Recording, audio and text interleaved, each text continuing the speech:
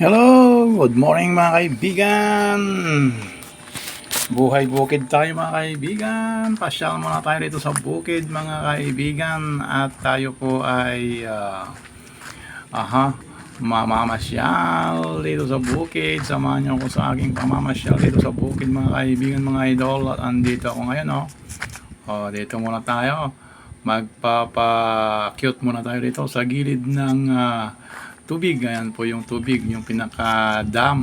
Dito yung dam sa bukid namin doon. Dito na imbak yung tubig bago bumulwak pababa. Ayan. At dito na ang gagaling yung mga tubig na pangpatubig namin sa bukid. Ay sa baba mga idol. Nandito ako sa taas ng dam. Ito yung ganito lang yung dam sa amin mga kaibigan. Dito sa aming bukid. At ito ako ay maglakad-lakad lang muna nito mga kaibigan upang ating sulyapan ang kagandahan ng bukid. At doon ay maalinag natin doon yung mga manggahan. Ayan may mga manggahan sa madang dulo mga kaibigan. Doon nang gagaling yung mga malalaking bunga ng mangga. At dito naman mga kaibigan may natatanaw ako dito na mga maliliit na suso dito sa gilid ng dam mga idol. May mga suso dito nangunguha yung mga kababayan nating taga-bukid ng suso. Yung mga nag-uulam ng suso, mayroong nakukuha dito sa gilid. At sulyapan natin mga kaibigan, sulyapan natin ang gilid ng dam. At dito nagtatago yung mga maliliit na tawag ito, mga suso sa gilid mga kaibigan. Yun ang gilid ng dam malalim po yan. At pwedeng maglangoy-langoy ka dyan pag mahusay maglangoy-langoy. Pero hanggang gilid lang naman ang pwedeng tapakan. At dahil mahirap mabasa, dito lang tayo sa gilid maglakad-lakad mga idol. At mag-video lang muna tayo dito sa gilid upang magkaroon tayo ng remembrance. Ayan yung ating pamamasyal dito sa bukid ay kuha tayo ng remembrance. Ayan bukid, buhay bukid tayo mga idol.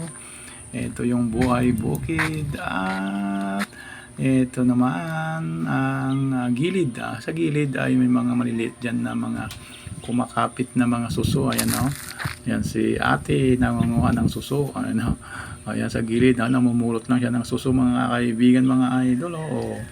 Ayan sa gilid lang siya mamumulot kasi pagka to mampisaw sa tubig siguradong mababasa ang kanyang paa. At dahil ayaw niyang mabasa ang kanyang paa, sa gilid lang siya nangunguha ng suso. Lipat daw doon sa kabila kasi ayaw niyang lumusong sa tubig.